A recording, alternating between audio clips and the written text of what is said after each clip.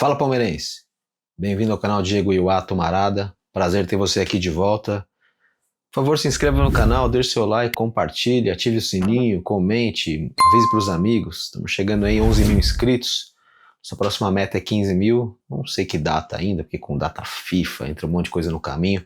Não sei em que data a gente vai estipular essa meta aí, mas a gente quer chegar em 15 mil. Estamos com quase 11, acho que batendo 10.900. E contamos com vocês. A inscrição de vocês, para você se inscrever, não paga nada. Você já ativa o sininho, já recebe nossos vídeos, que a gente tem vídeo novo todo dia. E você ajuda muito a gente a crescer, cara. Outra coisa também que é legal que eu falei, ontem umas pessoas, pô, a gente não sabia.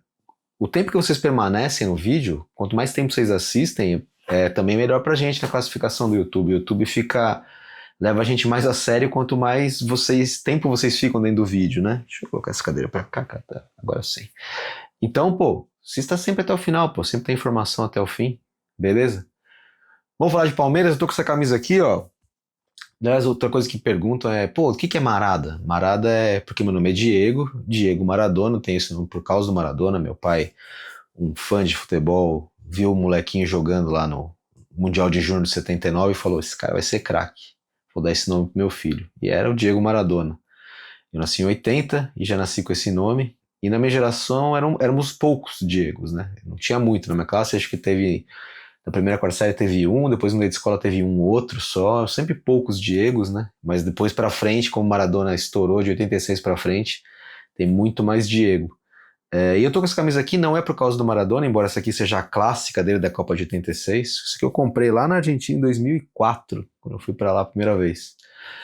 É por causa do Flaco, é por causa do Flaco Lopes, porque ele deve vestir uma dessa aqui modernizada, né, a atual, mas deve vestir uma camisa dessa aqui, porque ele foi convocado pela seleção argentina, né, o Flaco Lopes é um dos atacantes convocados para defender a Argentina nas eliminatórias da Copa do Mundo. A Argentina já classificada, é líder das eliminatórias, e o Scaloni resolveu dar essa chance para o Flaco, que, conforme o Abel Ferreira falou no ano passado, há mais ou menos um ano, é um jogador que a Argentina não tem igual, que é o quê? Um centroavante grandão, alto, bom no jogo aéreo. A Argentina não tem um atacante com essas características, né? E os atacantes são mais baixos, são mais velozes. Tem o Julián Álvares, né? Que tem 1,76, 1,78. Você tem outros jogadores, o Gonzalo Simeone, que também tem nessa altura, o Lautaro, que também é um jogador alto, o Messi, que é pequeno, né? E já o Flaco não. O Flaco com seu 1,90 m ali não tem outro, né?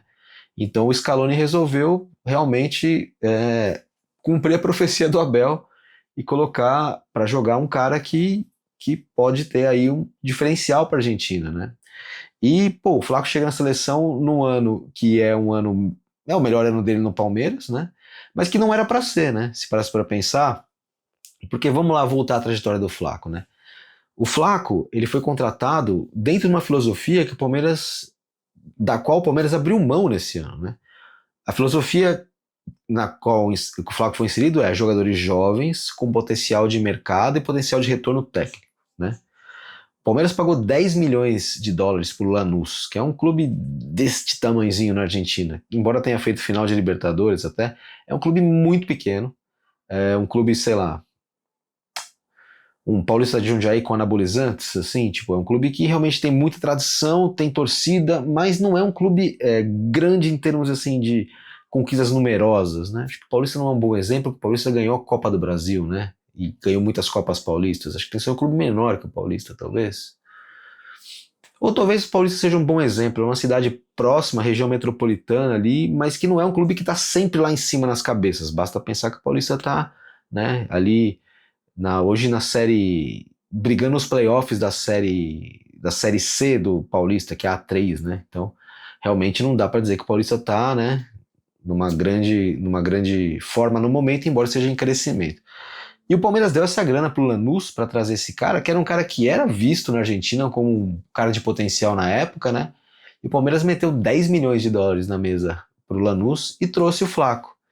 E os primeiros momentos do Flaco aqui foram meio, né, assustadores, assim. Um cara desengonçado, grandão, perdia gol pra caramba, não se firmava. Tanto que o Merentiel, que veio com ele por 1 milhão contra 10 dele, né, parecia ser até mais útil que o Flaco, né?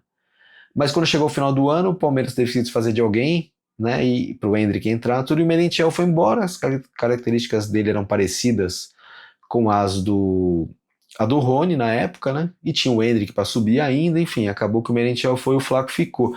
E o Flaco penou para chegar, e o Palmeiras sempre acreditando que ia dar frutos, que ia dar jeito, que ia dar frutos, que ia dar jeito. E no ano passado ele fez um bom ano, mas não o suficiente para o Palmeiras não ir atrás do Vitor Roque neste ano, né? O Palmeiras tanto não confiava que o Flaco poderia ser o cara, que foi atrás de contratar o cara mais caro da sua história e o cara mais caro da história do futebol sul-americano, né? Foram 25 milhões de euros para trazer. É mais do que o dobro do que foi gasto para trazer o Flaco. E no ano passado, antes de se detectar que o Palmeiras precisava mudar um pouco sua filosofia e investir alto em contratações, o Palmeiras teve uma sondagem do River Plate, queria levar o Flaco para lá. Hoje o Flaco deu entrevista na ESPN americana, né, na ESPN argentina, e falou sobre essa questão. Ele esteve perto do River Plate, e o Palmeiras bateu o pé e não, nós vamos ficar com o Flaco, acreditando que poderia dar retorno. Dois caras são os grandes engenheiros dessa permanência do Flaco e da contratação. O Anderson Barros, né, e o Abel Ferreira, que sempre bancou o cara, criticando sempre que possível, criticando aqui e ali, até falava assim, o Rony você nunca critica, né? Mas o Flaco tá sempre criticado. Ele ouvia, o Abel era alvo disso, né? Mas ele sempre manteve o Flaco e bancou o Flaco e entendia que provocar o Flaco, falar que ele tinha pecho frio, que era um argentino bonzinho, tudo meio que provocava ele e parece que dava certo. E o fato é que o Palmeiras, diante do sucesso do Botafogo na última temporada, o Palmeiras mudou sua filosofia. O Palmeiras continua apostando nos jovens da sua base e continua apostando em alguns jogadores descobertas, né, menos conhecidos, mas foi pro pau no mercado e foi trazer Vitor Roque, Paulinho, jogadores Sosa, jogadores que não custaram pouco, custaram muita grana pro Palmeiras, né? E só que o Flaco começou a despontar, o Flaco começou a subir, o Flaco começou a crescer, ele artilheiro do time, participação em gol, assistências, e aí o Abel pintou a ideia de por que não colocar Flaco e Vitor Roque. E aí ele achou o Palmeiras ideal, achou o ataque ideal. O que isso prova? Isso prova que o Palmeiras, na verdade, não precisa ir nem tanto ao mar, nem tanto à terra. O Palmeiras não precisa ser o time que vai sempre descobrir jogadores, que vai sempre atrás de jogadores jovens com potencial de revenda e retorno técnico. Não. O Palmeiras pode ir atrás de alguns jogadores com potencial de revenda e retorno técnico, jovens e menos conhecidos, e alguns caras para chegar e vestir a camisa. O Palmeiras trouxe Facundo, categoria Flaco, jogador jovem, com potencial de retorno técnico, meio desconhecido por aqui. O Palmeiras já trouxe o Sosa, que está na outra ponta, que já é um jogador caro, trouxe o Vitor Roque, jogador caro, trouxe o Paulinho, jogador caro. Mas foi tentar descobrir jogador assim. Agora trouxe o Jeff Tech, um cara jovem, apesar de estar fora, jovem com potencial de revenda. Então, qual que é a lição que fica? O Palmeiras hoje tem um poderio financeiro, uma capacidade de contratação que dá para mesclar as duas filosofias. Não precisa seguir naquela toada que vinha sempre, né? Até no começo desse ano, eu fiz vídeo aqui falando sobre isso, falei sobre isso no canal do Massini, e falei sobre isso na Trivela também, um texto opinativo na Trivela sobre esse assunto. Não precisa ficar abraçado com a filosofia, morrer abraçado com um conceito de contratação apenas, porque dá para fazer mais de um. Hoje o Palmeiras tem caixa para misturar os dois conceitos, para ter o melhor de dois mundos. De trazer um Richard Rios por 3 milhões do Flamengo e vender por 129 milhões depois, ou 7 milhões e meio, né? Foi o final da contratação do Rios, custou isso. Você traz o Rios por 7,5 de dólares e você vende ele por 129 de dólares. Você pode fazer isso, mas ao mesmo tempo você tem que pensar que você tem problemas para resolver ali, ó, pá, na hora. E aí você tem que trazer um cara de peso, que é o Vitor Roque. E é porque trouxe o Vitor Roque que o Flaco cresceu. Eu tenho um amigo, dos caras mais gente boa da imprensa esportiva, chama-se Rodrigo Fragoso. E a gente tinha uma teoria no ano passado, os setoristas que cobrem Palmeiras, a gente tem grupos, né, de WhatsApp que a gente conversa sobre Palmeiras, de modo geral. Muitos de nós somos palmeirenses, né? Muitos não são. Mas eu lembro que uma fala do Fragoso muito específica era sobre o Flaco, ele não melhora porque ele treina com pessoas que não ajudam ele a se desenvolver. E eu era um cara muito crítico a isso. Assim, então pra você trazer o Flaco, você tem que trazer 2 centroavantes, porque só ele sozinho não consegue jogar.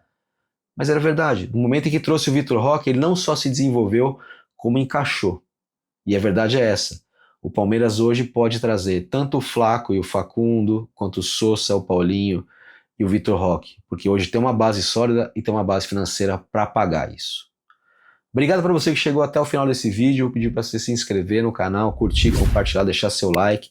Aqui a gente fala de Palmeiras com vídeo novo todo dia, sem fake news, sem especulação, sem invenção, sem gritaria, sem xingar, sem histeria, mas com conhecimento. São 15 anos de setorismo de Palmeiras, 25 de jornalismo, em que eu sempre vou trazer aqui para vocês o que eu de fato eu tiver apurado ou que os colegas tiverem apurado e dando crédito para aqueles que merecem, porque a gente aqui, jornalista, tem muito que dar a mão para o outro, se ajudar, embora haja concorrência, a gente não precisa ser desleal um com o outro. E aqui você vai encontrar sempre as melhores informações, sendo apuradas por mim, sendo apuradas pelos colegas e com crédito para eles, e o meu viés de análise, que eu acho que é das razões de você estar aqui, é para saber a minha visão sobre as coisas, não é isso? Obrigado, curta, compartilhe, se inscreva no canal, ative o sininho, e a gente se vê no próximo vídeo. Um abraço.